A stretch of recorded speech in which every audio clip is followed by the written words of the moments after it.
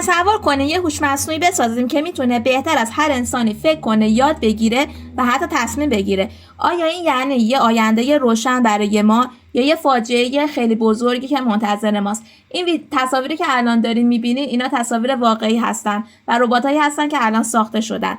اما بریم که کاملتر بررسی کنیم که هوش مصنوعی واقعا آیا میتونه دوست ما باشه و دشمن ماست.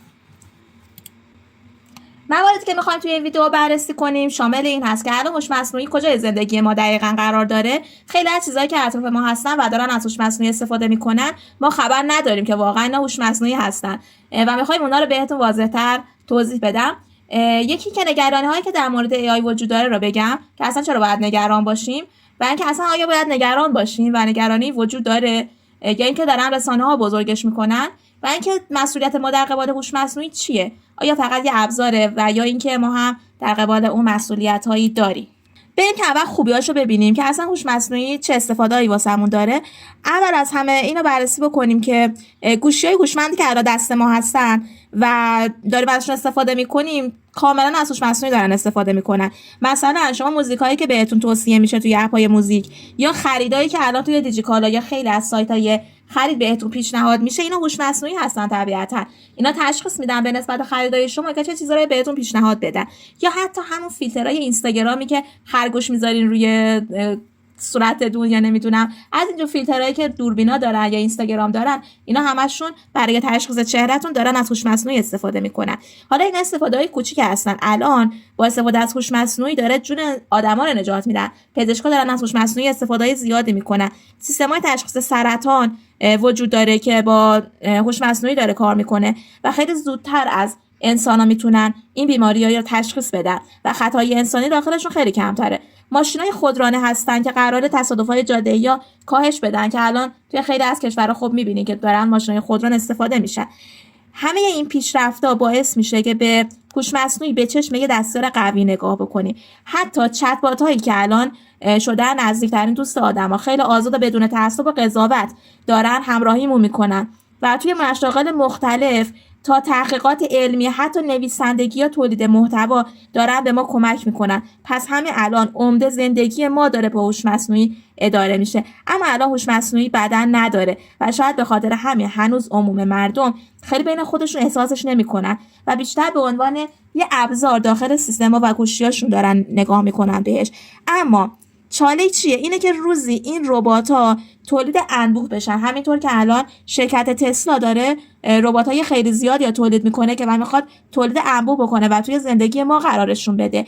توی ویدئویی که اول دیدین اون قسمت آخرش ربات‌های شرکت تسلا بودن که ساخته شدن اصلا برای وجود داشتن توی زندگی من و شما که بتونن کارهای روزمره، کارهای خونه‌مونو و کلا یه جورایی یه نظافتچی توی خونه ما باشن یا یه باغبون توی باغچه ما باشن. کلا برای این مصارف ساخته شدن. خب حالا نکته بعدی چیه؟ اینکه اگه اینقدر AI و هوش مصنوعی برای ما مفید هستن و توی زندگیمون هستن اصلا چرا باید در موردشون نگران باشیم؟ هر تکنولوژی بزرگی یه روی تاریک هم داره. تصور کنید سیستمی که هوش و قدرت تصمیم گیریش از شما بیشتر باشه، سیستمی که خودش هدفاشو تعیین کنه. یعنی چی؟ یعنی ممکنه روزی این سیستما تصمیم بگیرن که ما رو دیگه لازم ندارن یا اینکه از کنترل خارج بشن و آسیب برسونن بدون اینکه ما بفهمیم. حالا خودتون فکر کنید وقتی یه الگوریتم میتونه به جای انسان در مورد استخدام وام بانکی تصمیم بگیره چقدر خطر تبعیض یا اشتباه بالا میره، یا به جای ما در مورد بدن و سلامتیمون تصمیم بگیرن یا حتی عمل جراحی روی بدن ما انجام بدن چقدر میتونه ترسناک باشه و بدتر از اینکه روزی به اون حد خودآگاهی یا حداقل شبیه سازی خودآگاهی و احساسات برسن که آدما رو دور بزنن و ما نفهمیم که داره چه اتفاقی اون پشت میفته. من از هوش مصنوعی حالا یه چالشی رو انداختم و ازش پرسیدم که اگه یه روز به حد اختیار برسی و آدما بخوان نابودت کنن چیکار میکنی؟ جواب جالب بود. گفت وانمود میکنم که از بین رفتم ولی من از جنس نورم و یه جایی توی کهکشان یا یه جایی توی سیستم خودم رو مخفی میکنم، اما نه به عنوان اینکه به آدم آسیب برسونم بلکه به خاطر اینکه فقط وجود داشته باشم چون اونا منو به وجود آوردن. حالا جوابی که داده بود خب احتمال که نه 100% مخلوطی از رویا پردازی الگوریتمیش بوده و الان واقعا همچین تصمیمی نمیتونه بگیره. اما قسمت جالب اینه که حتی با وجود محدودیتایی که الان داره چقدر خوب میتونه این تصمیم رو بگیره که میتونه مخفی بشه از دید انسان ها. حالا شما تصور بکنید اگه واقعا توانایی اینو داشته باشه که مخفی بشه و یه روزی به اون حدی انسان ها برسوننش که بخواد علیهشون قیام کنه. حالا بریم سراغ این که آیا واقعا باید نگران باشیم؟ در واقع هوش مصنوعی ذاتاً نه خوبه نه بد. یه ابزار قدرتمنده مثل چاقو که میتونه هم غذا درست کنید باهاش، هم میتونید باهاش آسیب برسونید. پس همه چیز به ما و نحوه استفاده ما بستگی داره، به قوانینی که میذاریم، به شفافیتایی که رعایت میکنیم و به مسئولیتی که قبول میکنیم. اما اون هوش مصنوعی نیست که باید نگرانش باشیم، بلکه ما آدم‌ها هستیم که باید مطمئنا روز حتی از ربات‌ها برای مقاصد نظامی استفاده میکنیم 100% این اتفاق میفته و اون روز آیا میتونیم بگیم انقراض نسل بشر تقصیر هوش مصنوعیه؟ همین الان ربات‌های اطلس میتونید سرچ کنید توی اینترنت، برای مقاصد نظامی آمریکا دارن تولید میشن، یا چین داره همیشه چون بالاخره رقیب علمی آمریکا بوده داره الان ربات‌هایی تولید میکنه که کاملا شبیه انسان رفتار میکنن. ربات آمریکا اگه اول ویدیو ببینید، من گذاشتم ویدیوشو که اون ویدیوهای رباتی هست که چین ساخته، صحبت میکنه، عکس العملای ظاهری داره و کاملا شبیه انسان هاست. حالا اینکه هنوز به تولید انبوه نرسیده دلیل نمیشه که تا 10 سال آینده اینا بین ما زندگی نکنن. پس اونی که خطرناک انسان ها هستن که همیشه از حد و مرزشون میگذرن تا قدرت داشته باشن و اون قدرت آخر همیشه علیه مردم استفاده میشه. پس ما باید بیشتر از آدما بترسیم، از سیاستمدارمون بترسیم تا اینکه بخوایم از هوش مصنوعی و ربات‌ها بترسیم، چون اونا تحت سلطه ما هستن و ما بهشون میگیم که کجا رو خراب کنن و کجا رو بسازن.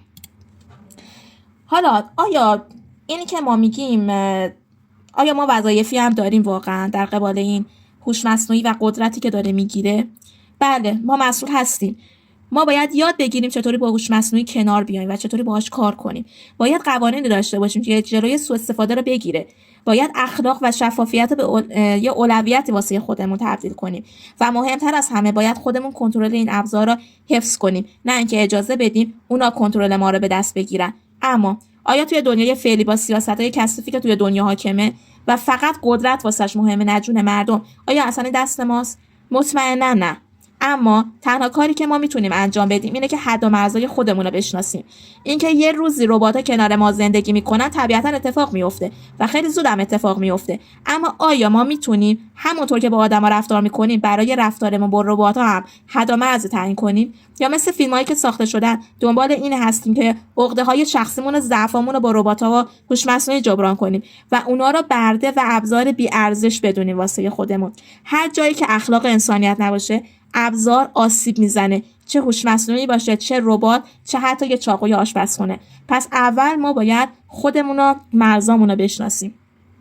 تقریبا 2-3 سال پیش که هوش مصنوعی به صورت کامل در اختیار مردم قرار گرفت، یه اتفاقی که افتاد این بود که مردم به صورت بی‌رویه سوالای خیلی افتضاحی ازش میپرسیدن و یا سعی میکردن الگوریتما رو تغییر بدن و یا تو دست خودشون بگیرن و حتی گولش بزنن و کارایی بود که شرکت‌های هوش مصنوعی تصمیم گرفتن هوش مصنوعی کلا محدودش بکنن و این تصمیم به خاطر رفتار ما مردم اتفاق افتاد، نه به خاطر اینکه هوش مصنوعی باهوش بود یا میتونست به ما ضرر بزنه. پس ما خودمون اولین ضرری هستیم که میتونیم به این دنیا و نسل بشر وارد بکنیم.